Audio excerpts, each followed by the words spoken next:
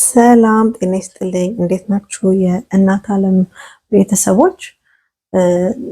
ይህ ከባለፈው ክፍል የቀጠለ ሁለተኛ ክፍላችን የእናት ዓለም ቀጣዩ ክፍል ነው። ስለ እናትነትና መንገዷ የምናወራበት ያው ቻናል ነው። እዛኛው ላይ መግቢያውን እንዳለው ዛሬ ደግሞ ልናወራበት የወደድነው እኔና እህቴ ከወለድን በኋላ ያው ራፍሊ ነው ብዙ ነገሮችን እየነካን ያለው እና ከወለድን በኋላ ስለ ጡት ማጥባትና ስለ ምግብ ማስጀመር ሊሆን ይችላል። ያው ልጁ ከተወለደ በኋላ የምናሳልፈውን ነገር ነው። አሁን እዚህ ላይ ደግሞ ማውራት የወደድነው ጡት ምን አይነት ነበርሽ የሚለውንም በዛው ነክተ ነው ማለት ጡት የምታጠቢ እናት ነበር ወይስ ደግሞ ፎርሙላ ወይም በተለምዶ የቆርቆሮ ወተት የምንለው የዱቄት ወተት የምትሰጪ እናት ነበርሽ? እስቲ ካንቺ ልጀምር። ያ እኔ ጡት ማጠባ ነኝ፣ ግን በመጀመሪያ አካባቢ ልክ ከወለድኩ በኋላ ማለት ነው። ያው የጡቱ እንትን አይልም ውልት የሚል አይነት ጡት አይደለም። የመጀመሪያ እንገር ነው እንገር ያ ቢጫው ያ ወፍራሙ ብቻ መጀመሪያ ላይ በጣም ሃይ ካሎሪ ያለው ማለት ነው። እሱ ነበርና እሱ ጠፍተው ከጨረሱት በኋላ ነው ወደዛኛው ወደ መወጠር ሄደውና በጣም እዛ አካባቢ ላይ ጡት የሌለኝ እስከሚመስለኝ ነበር ሲሰማኝ የነበረው። ብዙ እንትን ስለማይ ልጁን ጡት ነበር የሚነሳው። የመጀመሪያ ልጄ ብዙ ነገር ስለማላቅ አልጠገባም ብዬ ያው ቆርቆሮ ወይ ደግሞ ፎርሙላ እሱን ቀላቅዬላት ነበረ። ሁለቱንም ይወስድ ነበር። እሱ ደግሞ ያው ወዴት ሊድ ያደርጋል መሰለሽ?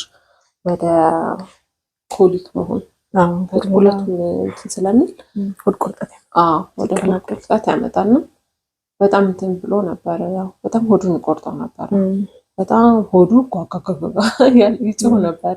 ረጅም ቁርጠት፣ በጣም ረጅም ቁርጠት።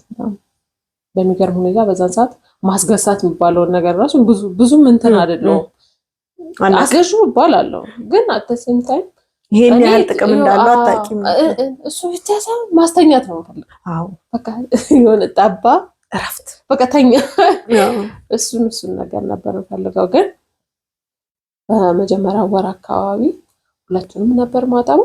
ከዛ ግን እየቆየ ሲመጣ ያው ምግብ መብላት እንዳለብኝ በደንብ ምግብ መብላት እንዳለብኝ እና ከምግብም ደግሞ ለሱ የሚጠቅም ፈሳሽ በጣም መውሰድ እንዳለብኝ እንዴት ነው ላበዛው የምችለው ብዬ በጣም ሰርች አድርጌ ነበር። በተፈጥሮ እኔ ብዙም ጡት ያለኝ ሰው አይደለሁም። አክቹሊ በተፈጥሮ ለሁላችንም እንደዛ ነው መሰለኝ። ሁሉም ጡት አለው አይደል? የአንቺ ኢፈርት ደግሞ በጣም የሚያስፈልግ ይመስለኛል። ጡት በጣም አድካሚና አሰልቺ መንገድ፣ በጣም አሰልቺ። በጣም መብላት አለብሽ። በጣም መብላት ባይኖርብሽም ፈሳሽ ነገር ግን መጠጣት አለብሽ። እሱ ብቻ ሳይሆን ኑትሪሽን ዋይዝ ፕሮቲን ነገር ላይ በጣም እንትን ይላል። ቶሎ በደንብ ይወጣል። እንደዛ ምናምን ነገር ብቻ ካነበብኩ በኋላ በጣም እንትን ብዬ ነበረ። ከዛ ልጁ ወዴት ጀመረ? ወደ ጡትን ፕሪፈር ጡትን መረጠ። በጣም ለረጅም ጊዜ እኔ ጡት አጥብቻለሁ። እንደዛ ነበረ። ያው ሁለተኛም ልጄ እንደዛ ነው። ሁለተኛ ልጄ ላይ ቀጥታ የሰጠሁት ጡት ነው። ምንም እንትን እንደዛ ነበረ። ያንቺ እንዴት ነበር? የኔም ተመሳሳይ ነው። ካልቸራሊ ላይክ ቤት ውስጥ ቤተሰቦቻችን ውስጥ እንደምታውቂው ጡት የሚያጠቡ ናቸው ቤተሰቦቻችን። ይሄ ትንሽ እንግዲህ ጭንቅላታችን ላይ ጥሩ ተጽዕኖ ፈጥሯል መሰለኝና ጡት ወደ ማጥባቱ ያደላንበት ምክንያት እሱ ይመስለኛል። ወይ ደግሞ እኛም አምነንበታል። ልጆች ጡት ቢጠቡ እኛ ራሳችንን ትተናል። እዚህ ጋር ትልቁ ፖይንት ኪሎ እንደምጨምር አውቃለሁ። በመጥባት ሂደት ውስጥ ኪሎ መጨመር አለ፣ መታሰር አለ፣ በጣም ሙሉ ለሙሉ መታሰር አለ። እሱን አምነንበት ቢያንስ 6 ወር እንኳን ልጆቹ መጥባት አለባቸው ብለን ስላመንን ቁጭ ብለን ስናጠባቸው ነበርና እኔም እንደዛ ነበረ መጀመሪያ ላይ። እኔ እንደውም ትንሽ ትሬንዴ ልምዴ ምንድን ነበረ? ተወልዶ እንደወጣ አልጠባም፣ ጡት የለውም። ያው ብዙ ሰው የሚሸወደው እዚህ ጋር ነው። እንደዚህ ነው ከምናውቃቸውም ሰዎች ስንነሳ ወለሽ ወዲያው ጡት ስትሰጪው ጡትሽ በጣም ትንሽ ጠብጠብ ይላል እንጂ የሚያጠግበው ነገር አይደለም የሚወጣው። በጣም ትንሽ ናት። እነሱም ሆዳቸው ትንሽ ናት። ያንን መረዳት እኛ አንችልም። ጡትም ደግሞ እንደሌለው አናውቅም። ባዶ ነው በቃ ምንም የለው። አንድ ማንኪያ ሾርባ ማንኪያ ብትለኪ እንደዛ አካባቢ ነው የምትወጣውና በጣም ቻሌንጅ ያደርጋል እሱና እንደውም የኔ ትዝ ካለሽ አልጠባም፣ ጡት የለውም እና ጡቴ ስለሌለው ሐኪም ቤቱን ፎርሙላ ሰጀስት ስለማያደርጉ አጥቢው ምናምን ተብዬ ስለነበረ እንትን ነው ይሄ ካካው ቶሎ አልወጣለትም እና ካካው ሳይወጣ ሲቀር ደግሞ ይሄ ቢጫ የመሆን እሱ ካልወጣ የሆነ ቢጫ የመሆን እንደዚህ አይነት ነገር አጋጥሞኝ ነበርና በሌላ ርዕስ ይሄንን እንመጣዋለን። ግን እንደዚህ አይነት ነገር አጋጥሞኝ ከዛ ወደ 15 ቀን አካባቢ ፎርሙላ ነበር ስሰጠው ነበር። ኮንቲኒየስሊ ይሄ ቆርቆሮ ወተት ነበር ስሰጠው ነበር በተከታታይ ካካ በደንብ እንዲል ከሰውነቱ ኮድ ይዞ የወጣው ነገር እንዲወጣ እንደዛ ሳጠባ ቆየሁኝና ከዛ ግን ያው ቀስ ቀስ እያልኩ ስሰጠው እኔም ደግሞ ፈሳሽ በደንብ ስወስድ ምናምን እንደዛ ያው ጡቴ በመምጣት ጀመረ። እሱ ጡት ላይ ተገለበጠ ወዲያው ነው ወደ ጡት። አይ ብዙም ጊዜ ይመርጡታል፣ ጡትን ይመርጡታል። ያው በጣም ደስ የሚል ነገር ነው ስታስቢው የራሳቸው ሆኖ ተፈጥሯዊ ነገር ስለሆነ እሱን አታችመንቱም ደስ ይላል። ታጠቢ ደስ የሚል የእናትነትሽን በደንብ ፊልም የምታደርጊበት መንገድ ነው። ስታጠቢ ደስ የሚል ስሜት አለው። አሰልቺም አድካሚም ነው። እንቅልፍሽ ምናምን በጣም ይረበሻል። በቃ ላይ ሰውነትሽ ረፍት አይኖረውም። ሙሉ ለሙሉ ራስሽን ነው የምትሰጪው። ያው የሚመርጠው ሰው አለ፣ የማይመርጠውም ሰው አለ። ምርጫ ነው። ምክንያቱም ምርጫ ነው። የማይመርጠው ሰው አለ። በስራ ምክንያት ሊሆን ይችላል፣ በህይወት ምክንያት ሊሆን ይችላል፣ ኪሎ ለመጨመር ባለመፈለግ ሊሆን ይችላል፣ በራሷ በእናትየው ድክመትም ሊሆን ይችላል። በተለያዩ ምክንያቶች ማትመርጭበትና ወደ ፎርሙላ የምትገቢበት ሁኔታ አለ። ግን ቢቻል ያው እንደኔ ከህይወት ልምዴ ራሴ ስነሳ ቢቻል ልጅ ጡት ቢጠባ ጥሩ ነው። 6 ወር ያው የምትታገያት 6 ወር ነች። ከባድ ነው። ከዛ በኋላ አይተውሽም እኮ ይተውሻል ማለት አይደለም። ግን ቀስ ቀስ እያልሽ ለማስቆም ሞከር። ያው ቶሎ ባንወስን ባይ ነው። ጡት የለውም ብሎ ቶሎ ባንወስን። ምክንያቱም እነሱ በጣም በጠቡት ቁጥር እየጨመረ ይሄዳል። በጣም ሲጠቡት ነው ውስጣችን ካላወጡት ሲወጣ ጡቱ ሙሉ በሙሉ ወተቱ ከውስጥ ሲወጣ ጭንቅላታችን አስቸግሬሽ ነበር። ትዝ ካልሽ ጡት የለውም እላለሁኝና እሱ ከላይ ነው ቅምስ የሚያደርገውና አንዱን ጡት አስጨረሰሽ አንደኛውን ጡት ስጩ ምናምን ትይ ነበርና ቤት በጣም ሁሉም ሰው እንደዛ ነው የሚሉኝና እኔ ደግሞ ይደክመኛል። ይሄኛውን መጨረሱን በምን አውቃለሁ? ዝም ብዬ ነው አንደኛውን ጡት ሽፍትማ የተመቸኝን ቶሎ ሰጠዋለሁ። ያ ጡቴ እንዲቀንስ አድርጎብኝ ነበር መሀል ላይ እኩል እንዳይሆኑ አድርጓቸው። አሁንም የማንኛችንም ጡት እኩል አይደለም የሚያጠባሳ ያውቀዋል እና ያ እንዲቀንስ አድርጎብኛል። ግን ቆይቼ ያው በሂደት ሁሌ የሚቀናን ሳይድም አለ ሁሌ የምንሰጠው ከዛ በኋላ ያኛውን የሆነ የኛ ይመስለኛል ነገር ብቻ ስናቅፈው ስለሚመቸን ብቻ የምንሰጠው ሱታለ። በእርግጥ ሁለቱንም እያፈራረቁ መስጠቱ በጣም ጥሩ ነው።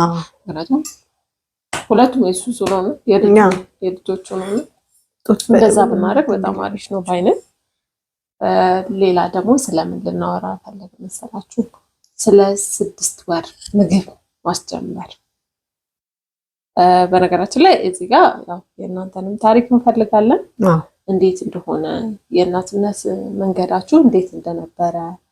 ምክንያቱም አስተማሪ ነው። እንደዚህ አይነት ነገሮች በጣም ያስተምራሉ። በጣም የተለያየ ያስተዳደግ እንትን ስላለ በጣም የተለያየ ግን ከሁሉም ሰው የሚመቸውን አይቶ በቃ እንዲወስድ የሚመቻትን እናት አይታ እንድትወስድ እንዲሆን ያደርጋልና 6 ወር ከገባ በኋላ እንዴት ነው ምግብ ያስጀመርሽው? በምን ነበር ያስጀመርሽው?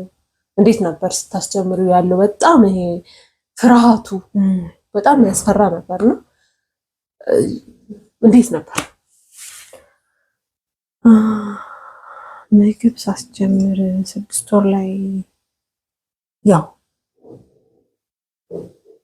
ቀጥታ 6 ወር ዛሬ 6 ወር ሲል ነገ 1 ብዬ አይደለም ያስጀመርኩት 5 ወር ከ15 ቀን ወይ ከ20 ቀን ሲሆኑ ነው ያስጀመርኩትና ያው ትንሽ ነው መታበያቸው 1 ሾርባ ማንኪያ ምናምን ነው መቅመስ ነው በቀን አንዴ የምታደርግላችሁ የሁላችንም እንደምናውቀውና እኔ ያስጀመርኩት መጀመሪያ በአቮካዶ ያስጀመርኩት ይሄ የተፈጨ እህል ምናምን እንደዛ አይነት ነገር አላስጀመርኩት ቀጥታ በፍሩት ምናምን አትክልቶች ነው ያስጀመርኩት እና ማንጎ ነው ማነሱ አቮካዶ ፈጭቼ ትንሽ አርጌ ሰጣሁት የመጀመሪያ ቀን በሚገርም ሁኔታ በልቶልኝ ነበር እና እኔ በጣም ኦቨርዌልምድ ሆኜ ነበር ምንድነው የሚባለው በጣም እንደዛ ስሜታዊ ሆኜ ነበር እኔ መብላቱ ላይ ነው ፎከስ ያደረኩት እንዲበላልኝ ነበር ስፈልግ የነበረውና መብላቱ ላይ ነው ፎከስ አድርጌ ዝም ብዬ ነበር ስሰጠው የነበረውና ፍርሃትና ድንጋጤ ሳላስበው ብዙ እንዳበለው አድርጎኝ ነበር እግዚአብሔር ይመስገን አላስመለሰም አላወጣም ምንም አላለም ዝም ብሎ ነው ይበላልኝ ግን በጣም አብልቼው ነበር የሚያስጠላ ስሜት ነው ያለው ሆነ እንዴት እንደምገልጸው አላውቅም ግን ይጨንቃል ምክንያቱም ጡት ላይ የነበረ ልጅ ሆዱ ላይ ይችላል ብለሽ ታስቢያለሽ አሁን መለሰው ብለሽ ታስቢያለሽ ሽፍታ አወጣበት ብለሽ ታስቢያለሽ በተለምዶ አቮካዶ ሽፍታ አለ ይባላል ሽፍታ አልነበረውም ደግነቱ ግን በጣም ብዙ ነገር እያሰብሽ ነው የምታጎርሻቸው ከዛ ትን ብሎት የሆነ ነገር ቢያደርገው ብለሽ ታስቢያለሽ እሱ አይነት ስሜት ነው የነበረብኝ በጣም የሚጨንቅ ሰዓት ነች እቺ ምግብ የምትጀምርበት ደስ ይላል ልጅሽ ማደጉን የምታረጋግጥበት ሰዓት ግን ደግሞ ማታወሪያቸው ስሜቶች ደግሞ አንቺ ጋር አሉ ካወራሻቸው ያው ብቻ እጅሽ እየተንቀጠቀጠ ነው ፍሎ እጅ መንቀጥቀጥ በነገራችን ላይ ብዙ ሰው ላይመስለው ይችላል ግን የመጀመሪያ ቀን የልጃችን አፍ ውስጥ ስንከት በጣም ነው የሚያስፈራው በቃ የልጅሽ አፍ ውስጥ የሆነ ነገር መክተት በማንኪያ በጣም የሚያስፈራው በጣም የሚያስፈራው ያው አሁን 2-3 ልጅ የወለደ ምናምን ያንን ስሜት ይረሳዋል የመጀመሪያ ሲሆን ግን በደንብ አሁን እኔ በደንብ አስተውሻለሁ የመጀመሪያ ሲሆን በደንብ ታስተውሹ ግን ምንድነው ያው ኖርማል ነው እኮ ለሌላ አሁን እንደ እውነቱ እነዚህ አሁን እኛ የምናነሳቸው የምናወራቸው ምናምን ነገሮች ለብዙ ሰውና አሁን ካለንበት ነገሮች አንፃር ምንም ላይሆኑ ይችላሉ ተራ ነገሮች ሊሆኑ ይችላሉ ምን ሆኖ ነው እነዚህ ጊዜያቸውን እዚህ ላይ የሚያጠፉትም የሚያስብል ሊሆን ይችላል ግን እዚህ ውስጥ የምታልፍ ሴት አለች እዚህ ውስጥ የምታልፍ እናት አለች በዚህ ሰዓት ይሄንን እኛ የምናወራውን ነገር የምር ስትራግል እያደረገች ቀይ መከራን እየበላች ያለች እናት አለች ከዛ ደግሞ አታወራው ነገር ሰው ይገምታታል ዝም አትለው ነገር ከራሷ ጋር ጭንቀት ነው ከዛ ያው ግን አታወራው በዛው ከራሷ ጋር ነው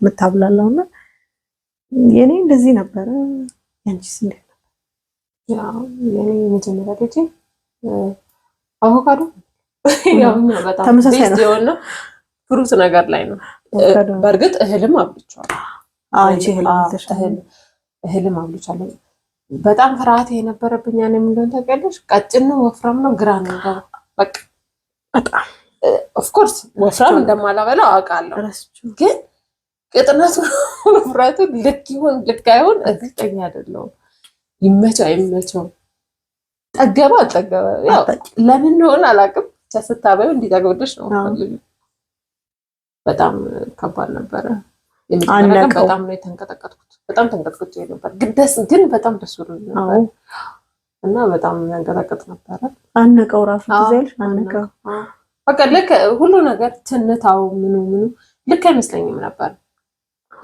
ሳበላው ራሱ ያሰብኩ ነው ማበላው እንደ እውነቱ ግን እንትን ነው አገልሽ እናት ስትሆኚ ያው የህይወት መንገድ ስለሆነ የኖርሹ ስትመጪ ሰውም እየጠየቅሽ ያነበብሽ ኖርማል እያረግሹ ትመጫለሽ እንጂ አንዱንም ነገር ትክክል ነኝ ብለሽ አታስቢ በቃ ጎሎበታል ልጅ ብለሽ አታስቢ ሁሉ እንደዚህ በጣም ትክክል ነኝ ብሎ ላይክ አውቆ ሰርች አድርጎ ምንም እንደዚህ ማይሰማት እናት ካላት በጣም ደስ የሚል በቃ የውስጥ ጥንካሬ ነው ግን በእኛ ታሪክ በጣም ፈርታን ነበር በቃ ሁሌ ፍርሃት ነው ሁሌ የሆነ ነገር ሲደርግ የሆነ ፍርሃት በጣም ከብድ ነበር። እንደዛ ነበር ያስጀመርኩት። ከዛ ውሃ ራሱ ሲጠጣ ትናላለ ትንለው ነበር። በጣም የኔም ትንለው ነበር። በጣም ትንለው ነበር። እሱ ግን ደስ ይላል። እዛ ጋር ግን የምንሰራት ነገር ያው በእኛ ሀገር ራስ ልጅ ራሱ እንዲበላ አንፈቅድ። በጣም የፈረንጆች ይሄንን ባህላቸውን በጣም ነው የምወደው። በጣም ነው የምወድላቸው። ለምን ሲጀመር ምግብ ኢንትሮዲውስ ሲያደርጉ ራሳቸው ሲያስተዋውቋቸው ሲያስለምዷቸው ራሳቸው አይደለም የሆነ የሚያጎርሷቸው። በመጀመሪያ ምንድን ነው የሚያደርጉት? ይሰጧቸዋል።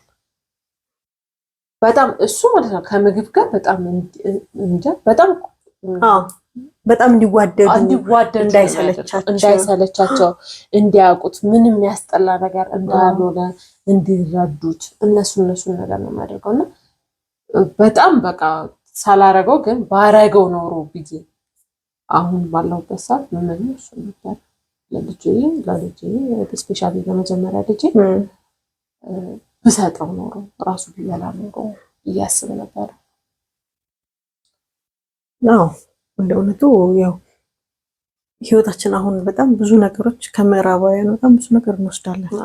በጣም ብዙ ነገሮች እንወስዳለን እና በጣም ብዙ መጥፎ ነገር ወስደናል። እንደ እውነቱ ከጥሮቹ በጣም ብዙ መጥፎ ነገር ወስደናል እና ምን አለ እንደዚህ ጥሩ ነገር ወስደን ቢሆን ብዬ እላለሁ። በቃ ልጅሽ በራሱ ከባድ ነው ሊያንቀው ይችላል ምናምን፣ ግን የት ትሄጃለሽ? የትም አትሄጂም። አጠገቡ ቁጭ ብለሽ ነው መስመር የምታስይዡ እንዳያንቀው እንዲተፋው ምናምን። ብቻ አሉ መንገዶች አሉ፣ በጣም ብዙ መንገዶች አሉና እንደውም ከብዙ በጥቂቱ ትንሽ እያለማመድኩት ነው ብዬ አስባለሁ። ያው ከባድ ነው ግን በጣም ያስፈራል። ያልመጣንበት መንገድ ስለሆነ አስተዳደጋችንም እኛ በዛ መንገድ አልመጣንም። አሁን የኔን ስትመለከቺ እኔ በጣም ትልቅ ሆኜ ራሱ መጎረስ ልጅ ነኝ። ስለዚህ መጎረስ ነው ኖርማል እንጂ በእጅ መብላት ለእኔ ኖርማል ነው የማስብ ሰው አልነበርኩም በልጅነቴ። በጣም ረጅም ጊዜ የተጎረስኩት እና የምንመጣበት መንገድ ቤተሰብ የሚያመጣብን መንገድ ምናምን በአጠቃላይ ማህበረሰቡ ልጅ የሚጎረስ ነገር ነው እንጂ ልጅ በራሱ አይበላም። ምናልባት ዳቦ እየጋጠ ወይ የሆነ ነገር እንትን ያኘከ ምናምን ሊውል እጁ ላይ የሆነ ነገር ይዞ እንትን ሊል ይችላል እንጂ ቁርስ ወይም ምሳ እራት ቁጭ ብሎ በገዛ እጁ አንፈቅድ። ብዙዎቻችን አንፈቅድ። አሁን ግን ጀነሬሽኑ እየተቀየረ ይሻላል። እየፈቀዱ ምናምን ሲያበሉ ሳይ የአበሻ እናቶች ራሱ ቲክቶክ ላይ ምናምን ፈቅደው በእጃቸው ሲያበሉ ሳይ ምናምን ደስ ይለኛል፣ ያስቀናል። በቃ ማለት ለልጅ በፈቅድና እንዲባረግ ፍርሃቴን እንትን ማለት ማሸነፍ አቅቶኝ እንደ እውነቱ የማላረግበት ምክንያት ፍርሃቴን ማሸነፍ አቅቶኝ ነው። እንዲያቦካ ፈቅዳለሁ፣ ግን ደግሞ ያው ያስፈራል። በራሱ አፍ ውስጥ ማንኪያ ሲከት ምናምን የሆነ ነገር የሆነብኝ ምናምን ይመስላልና ብዙ ሰው ይጋራኛል ብዬ አስባለሁ ሀሳብና እዚህ ጋር ተያይዘው እንደ በጣም እናንተንም መጠየቅ የምፈልገው ነገር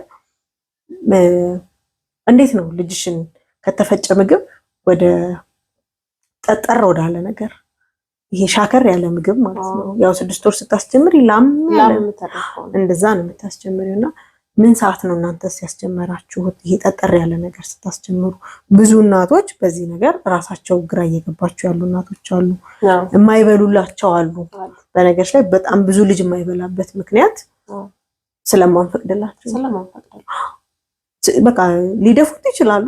ግን ትንሽም ቢሆን የሚያቦኩት ነገር ሰተናቸው ሊቆሽሹም ይችላሉ። ግን መቆሸሹን መርሳት ነው ያለብን። ልብስ ላይኖራቸው ይችላል ምናምን፣ ግን በቃ ያቺኑ ያለችዋን ልብስ እያደረቁም ማልበስ ሊሆን ይችላል። ብቻ የሆነ ነገር መንገድ ፈልጎ ትንሽዬ ነገር እንዲያቦኩ ስንፈቅድላቸው እንትን ይላል። ምንድነው እሱ ለምግብ ያላቸው ስሜት። ግን ይሄን ስንል ደግሞ በጣም ይሄ ምንድነው ትክክለኛ የገበታ አቀማመጥ ተቀምጠው መሆን አለበት ስንፈቅድላቸው። አብዛኞቻችን አቅፈን ነው ላያችን ላይ ነው የምናበላው። ይገባኛል፣ በጣም ውድ ነው ወንበሩ፣ በጣም ውድ ነው። ማንም ሰው ሄዶ ተነስቶ ገዝቶት ሊመጣ የሚችል አይደለም። በእኛ ማህበረሰብ ወንበሩን መግዛት ራሱ ከባድ ነገር ነው። ትልቁ ነው በመግዛት። ግን ትንንሾቹ አማራጮች አሉ። በ500 ብር ምናምን የሚገዙት 500 ብር ቀላል ነው እያልኩ አይደለም፣ የሚከብደው ሰው ይኖራል። ግን ያው ብዙ ነገር ለልጆቻችን የምናደርጋቸው ጥሩ ነገን በማሰብ ጥሩ ነገር እናደርጋለን እና እዛች ላይም ቢሆን ፈቅደንላቸው እንደዛ ብናደርግ እኔ ከራሴ ልምድ ስናገር ልጄ የሚበላልኝ ሲያቦካ በጣም በሚገርም ሁኔታ በጣም ብዙ ሰው ሊያናድደው ይችላል፣ ግን ሲያቦካ ነው። ፈቅድለታለሁ የተወሰነውን ነገር ሰጥቼው ኢንጆይ እያደረገ ነው የሚበላው። ከዛ ያነሳ ከእጁም ላይ ይልሰዋል ምናምን ይረብሸኛል መቆሸሹ ቤቱ ልብሱ ምናምን፣ ግን በቃ አትሊስት እየበላ ሙሉ ለሙሉ ትዝ ካለሽ የማይበላበት ሰዓት ነበር። ምግብ አታሳየኝ ያለበት ወር ነበረ። ከሱ ወር አምጥቼ ዛሬ ቁጭ ብሎ የሚበላ ልጅ ያደረኩት ትልቁ ምክንያት ስለሚያቦካ በቃ ስለፈቀድኩለት ነውና እሱም እንዳለ ሆኖ ይሄንንም ሐሳብ ስጪበት። እናንተም ሐሳባችሁን ሼር አድርጉን፣ ንገሩን ልምዳችሁን፣ እንዴት ነው የምታበሏቸው የሚለውን ነገር። ከዛ ደግሞ እንዴት ነው ጠጠር ያለ ነገር እንዴት ነው ያስተማራችኋቸው? ይሄ ምን እንደሚባለው በአማርኛ የማነቅ ነገር አለ ብለው የሚመልሱት ነገር አለ።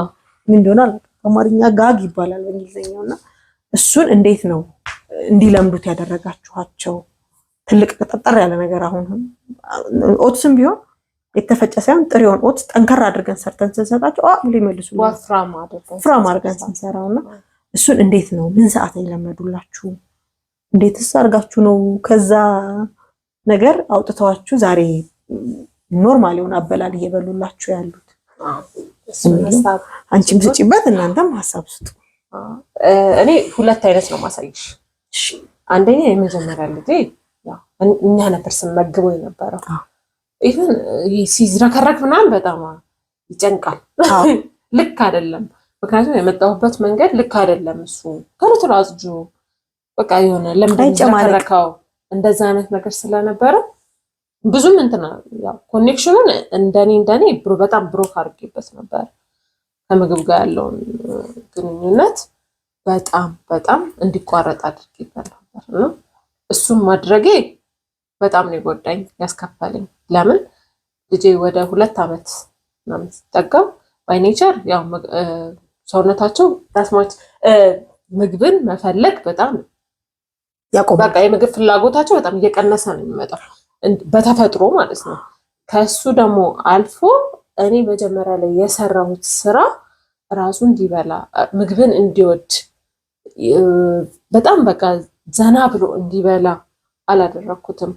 ሁሌ ራሴ እያጎራስኩ ቁጣ እየጠራኩት አታጨማል ምን ነገር እንዲፈራው እንዲጣላው ነው ያደረኩት። ኢቭን እንትን ይሄ ምንድነው ከምናቀርብላቸው ሳይዝ ራሱ እንዲጨርሱ እናስገድዳለን። በጣም እናቴ ትለኝ ነበር አታስገድጁ፣ ይሄንን ያክል በላው በቃኝ ካለሽ በቃ አክብሪለት። በነገራችን ላይ ማክበር አለብን። እነሱ የሚሉልን ነገሮች በጣም ማክበር፣ ማዳመጥ፣ እነሱ ምግብን በተመለከተ በጣም ማዳመጥ ማየት አለብን። በቃን ሲሉ በቃቸው ነው።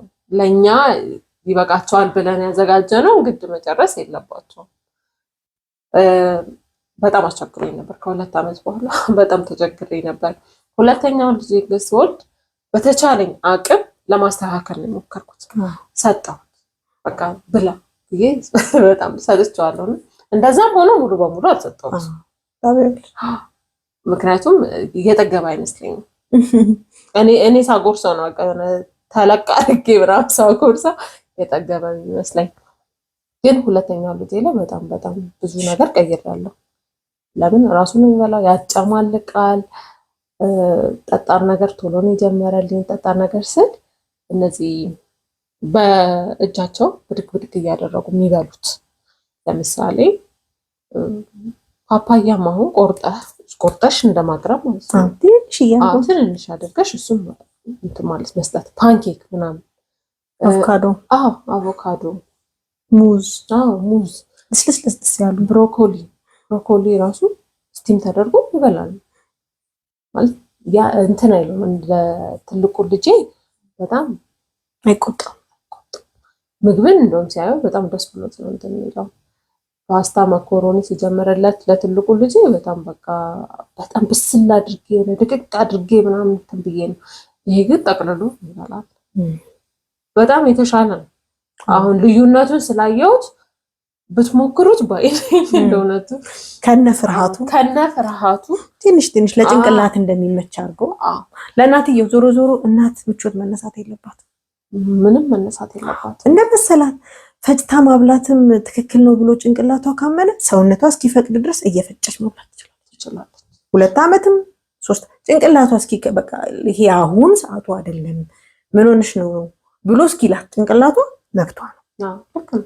በቃ እናት የመሰላትን ለልጇ የምታደርገው ነገር ትክክል ነው። ምክንያቱም ልክ እናት መጥፎ ስሜት ሲሰማት ወይ ደግሞ አይ ልክ አይደለሁም እንዴ ብላ ማሰብ ከጀመረች እያበላችሁ ካሰበች ያወጣዋል ወይ ትን ይሏል።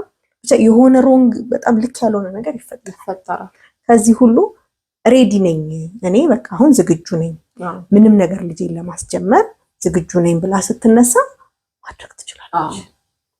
ይሄ እንዳልናችሁ የመጀመሪያው ኤፒሶድ ላይ የመጀመሪያው ክፍል ላይ እንዳልናችሁ በቃ ይሄ የምናወራችሁ ነገሮች ከህይወት ልምድ የወሰድናቸውን እንጂ እኛ የምንም አይነት የጤና ባለሙያ አይደለም ወይ ሳይኮሎጂስት አይደለም ወይ ደግሞ የህፃናት ፔዲያትሪሽያንም አይደለም የትልልቅ ሰውም ሐኪሞች አይደለም። ግን ከህይወት ልምድ የተማርናቸውን ብናወራበት ይጠቅማል ለልጆቻችንም ለራሳችንም። ከምንም በላይ በጣም ሰፈር እያደረገች ያለች እናት አለች በጣም ያልደረስንላት እማታቅ ብዙ ነገር ያለፈው ላይ ብዙ ታሪኮች አውርተናል እኛም የነበርንበትን አውርተናልና ይሄን ያህል በትንሹ እኛ ካሳለፍን ደግሞ ምንም የማታውቃለች በተለይ ከትዳር ውጪ እንደዚህ በቦይፍሬንድ ገርልፍሬንድ ልጅ ተፈጥሮባት ወደ ቤተሰቦቿ ሄዳ ልጇን ስታሳድግ ምናምን የሚገጥማት በጣም ያው የማህበረሰብ ጫና አለ። እዛ ላይ ደግሞ የራሷ እናትነት የሚሰጣት ጭንቀት አለ። እሱ ጥሩ ያልሆነ ጭንቅላቶች ይሰጣታል።